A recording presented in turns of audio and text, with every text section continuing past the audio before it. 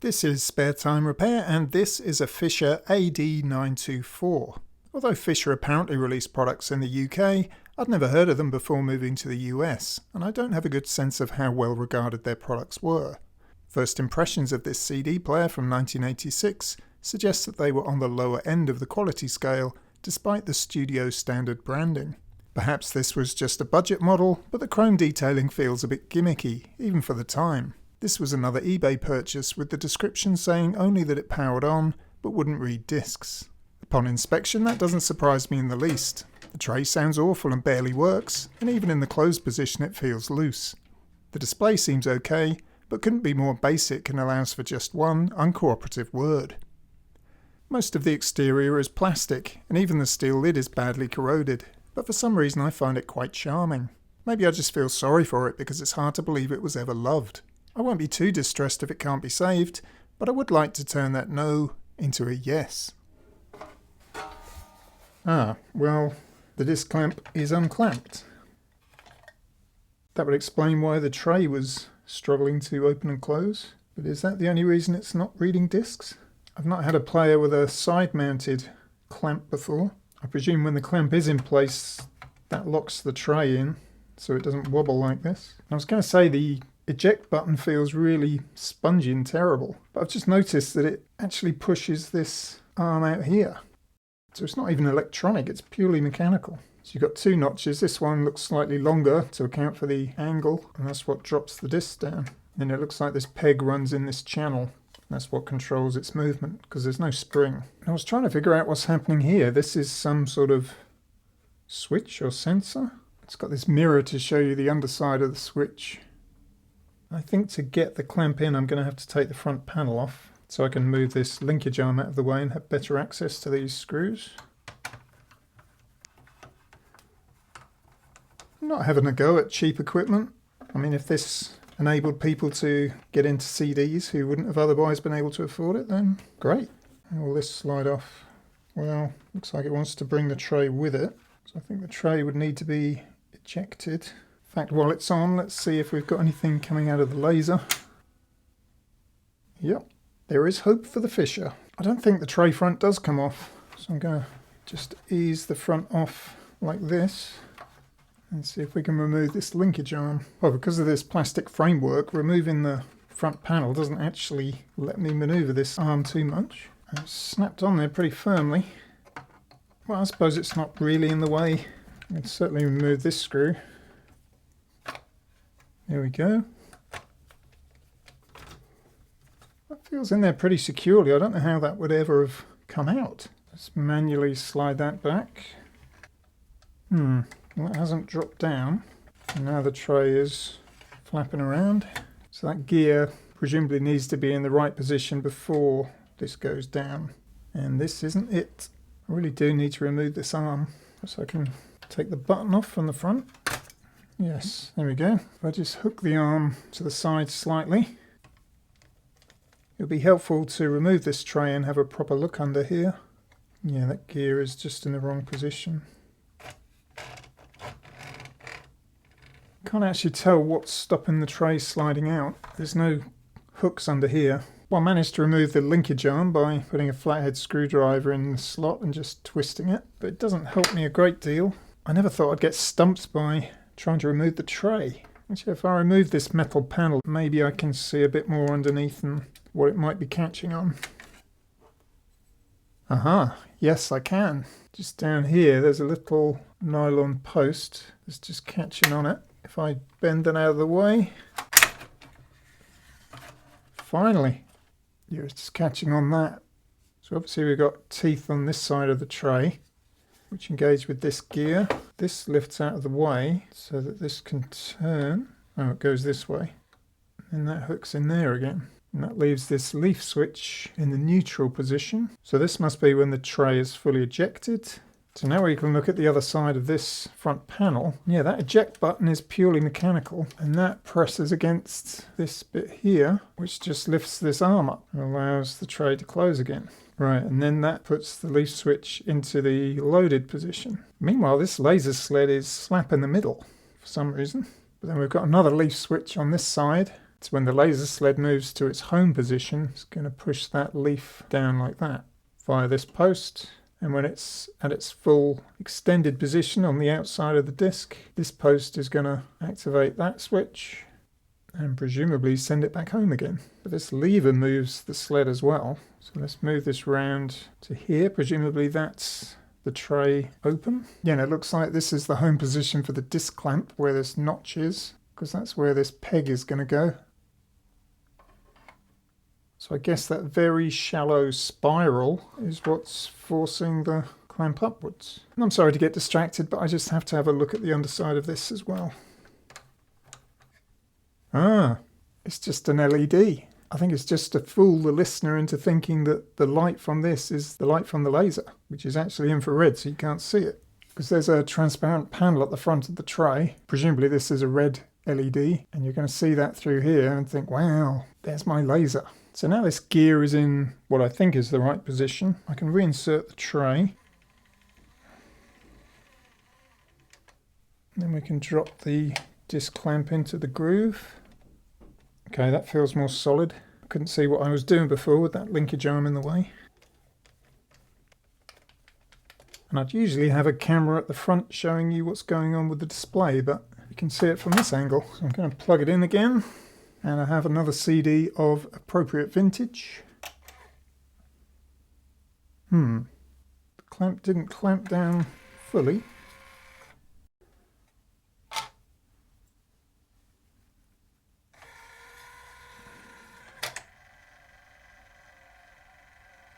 Well, that's not too good. Is the spindle motor gone? Well, the clamping's working, so that gear must be in the right position now. And I think looking at this leaf switch on the right, the sled is in the home position.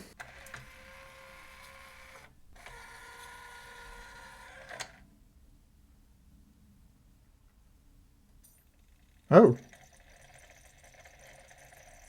Well, I wonder why it didn't spin up the first time. But it hasn't read the disc. Maybe the motor was in a flat spot and I just had to move it around. Yep, the laser is in the home position.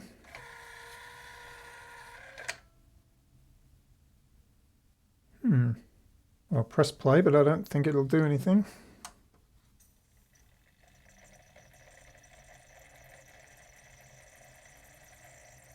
I'm surprised it tried to play. So although we saw the laser was working, perhaps it's too weak to read the disc. It looked fairly strong. And that lens of the laser was really clean, so I don't think that's the problem. I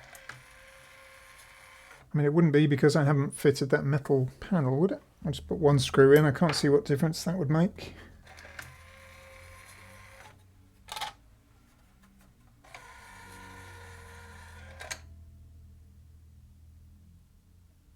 I wonder whether the contacts on the leaf switches are dirty, because that's going to be what signals the motor to spin up. But then even when it did spin up, it didn't read it. So this is the limit switch for the laser sled, and it's currently in the home position, so these two contacts are together. So we should have continuity between here and here. And if I manually move it to its upper limit, this one's for the loading tray. So it looks like those are both fine. We'll just clean those contacts just in case. Well, those contacts were really dirty, so that may have had some impact. I did look at the lens through a magnifying loupe, and it's not as clean as I thought it was. So I'm going to give it a quick clean. Also, while I have it open, I'm going to clean the sled rail. I didn't feel the smoothest coming out of there. It's going through solid metal with a brass bushing. Probably be quite sensible to remove these caps as well. There's two on this board. Then I'll just give it a light application of lithium grease.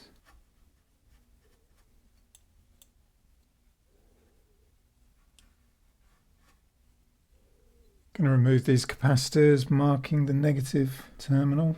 I bought myself a heated solder sucker. Still pretty cheap, but it works well. It's a 10 volt 100 microfarad. That one's a different value. I thought they would be the same. That's 10 volt 22 microfarad. So let's see how they're reading on the meter. Yeah, that was probably fine. So is that one probably. I'm replacing them anyway, might as well.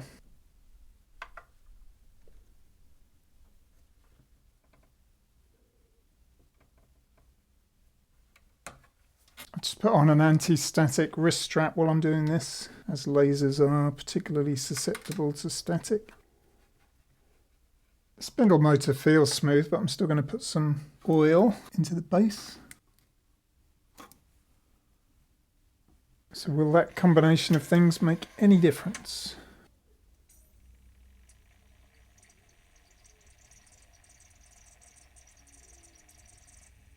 Okay, so it's still not reading the disc, but it did spin up that time. So it probably was that leaf switch that was stopping the spindle motor spinning up. Well, I already looked to see if you can get replacement pickups for this model, and you definitely can't. Well, I managed to download the service manual, and it's not the best service manual I've seen, but it does give the voltages for all the chips.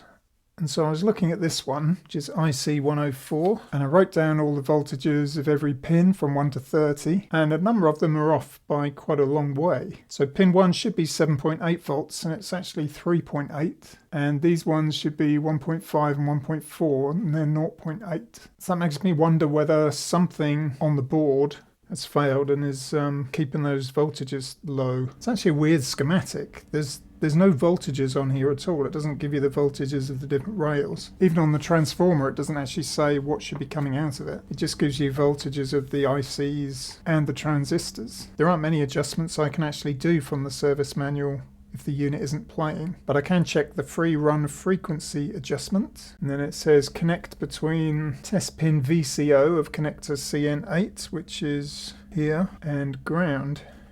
So it's a little bit low. It should be 4.3218. So I'm actually going to change my probe so that I can do it hands-free. And for this, we adjust this potentiometer, which is T102. So I'm looking for 4.3218. There, perfect. And using similar methods, I was also able to adjust the focus offset and the tracking offset. So has any of that made a difference?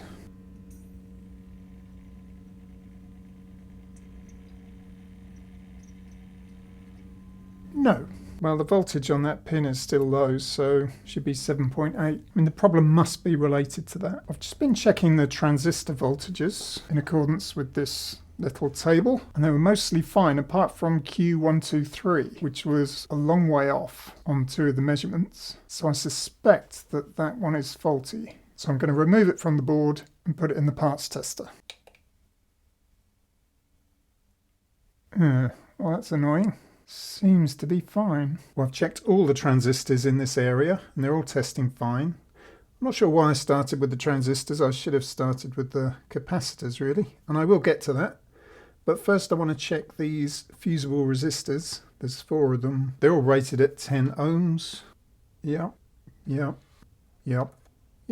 For the capacitors, I'm particularly interested in these 2, and maybe these 2, because I noticed that this voltage regulator gets pretty hot when it's turned on. So these caps would have been subject to quite a lot of heat stress. So dried out capacitors could increase the ESR, which could certainly cause a voltage drop. I haven't removed the voltage regulator, but the voltages coming from it were accurate, so I think that's okay. So this one should be 220 microfarad.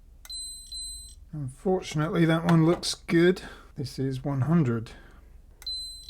And that looks good too. Well, I'm just going to work my way across the board, checking all the capacitors. I'll see if anything irregular turns up. Well, I have literally removed and tested every single electrolytic capacitor on the board, and incredibly, they're all fine. I replaced one that had a slightly high ESR, but only slightly, and it's just made no difference. I've still got low voltage on this chip here, but at least I've eliminated that possibility. So next I'm going to check all the resistors, working through this list on the service manual. There's probably about 200 of them, so I'll see you back in a couple of hours. Well, I've been over this whole board now. I've checked all the resistors. Well, I can't say I've checked every single one, but most of them. I can't find any problems. I've checked the voltages for all the chips, and they're all okay apart from this one, but looking at the schematic, it looks like this chip is only responsible for the front display and the front panel controls, which makes sense because it's sat in between the 2 connectors for the front panel. So even if there was an issue with this, I don't see why it would affect playback. So I think having tried all that, we are now in the territory of possibly tweaking the laser, certainly tweaking some of these other potentiometers. Although one thing I haven't done yet is to remove the mechanism itself. And I haven't done that because there's no PCB on the other side. Everything is on this main board. But I think it's worth doing, you never know, it might throw something up.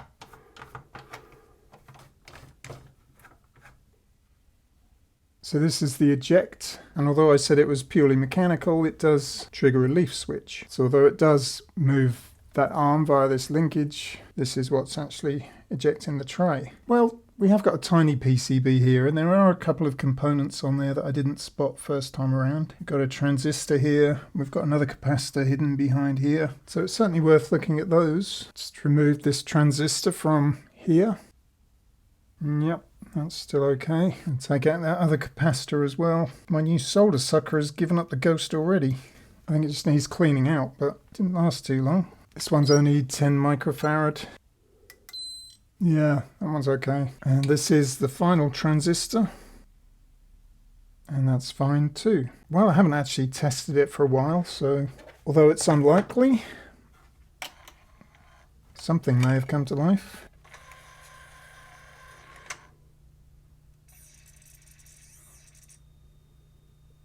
No, well, we're in last resort territory now, so I'm going to adjust the laser. So the laser adjustment potentiometer is here, and I've marked its position so that I can return it to where it currently is. And I'm never really sure which way to turn it, whether to increase or decrease it, but suppose I can try both. So I increased it by about 15 degrees. So nothing happening there, maybe that was the wrong way. So now I've gone in the other direction by about the same amount.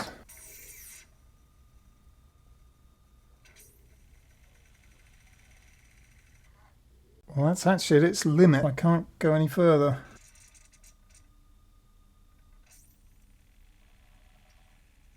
Well, this is all looking pretty ominous for the Fisher, but if it's not the laser, maybe I can adjust the focus gain. Just try some of these others. I've taken a photograph of the potentiometers in their current state so I can return them to normal, but I'm just running out of options here. Well, sadly and frustratingly, I think I've got a call time on this one. Well, as you can hear at this point, I declared the repair a failure before doing my usual outro and editing the video. But I hate admitting defeat, especially when it felt like the laser still had life in it. So off camera I continued to tinker with it over the weekend until this happened. Well, I don't know if this is a one-off, but I adjusted the focus offset to its extreme and it read the disc and now it's playing. I'm just going to turn it down. While I was tinkering I got it to read the disc a couple of times but it never played. As soon as you press play it would go haywire. Can I skip to the next track?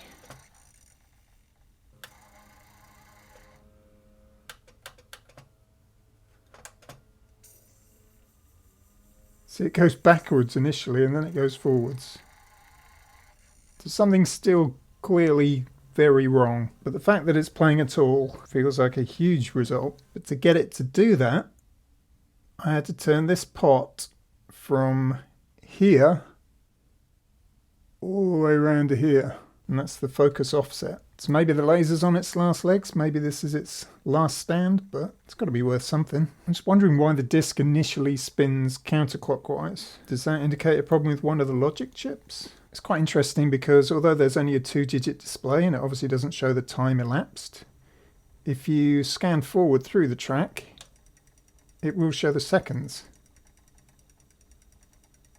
Well, given how reluctant it is to start playing, it's actually quite solid while it is playing. I can scan forward and backwards with no trouble. It doesn't skip when I tap it. Well, now that it is playing, I guess I can do a few more of those adjustments with the oscilloscope. So I'm going to try that and see where we end up. I carried out those adjustments in the service manual, but I couldn't get it reading discs quickly and reliably. Still, the fact that it was working at all meant that I could justify cleaning it up and dealing with that flaking chrome paint on the front panel. For this, I removed the acrylic overlay and scraped off the chrome areas, leaving those parts transparent. I then cut some silver tape and applied it to the underside before painting over the missing parts with black acrylic. If you promise not to look too closely, the result doesn't look too bad. I removed the old adhesive and restuck the overlay with E6000. While I had the black paint out, I addressed something else that I didn't like about the display. The green LED behind the play symbol lit up the entire square rather than just the arrow, so I applied paint to leave just the arrow shape transparent. There was enough meltable plastic material to refix this metal bracket, and I could then refix the display board. And here it is back together. It's not a player I can sell on because it's clearly not working as it should, and you have to cross your fingers every time you load a disc. But if it's on the verge of total failure, I'm glad I was able to give it a final swan song. I started this video by saying it was hard to believe anyone could love this player, but I must confess to a growing affection for it. Now that it's cleaned up, it doesn't look half bad, and while it might be a bit hesitant to read a disc, once it starts playing one, it does so without further complaint. So I hope that was of interest. Thank you for watching, and I'll see you in the next one.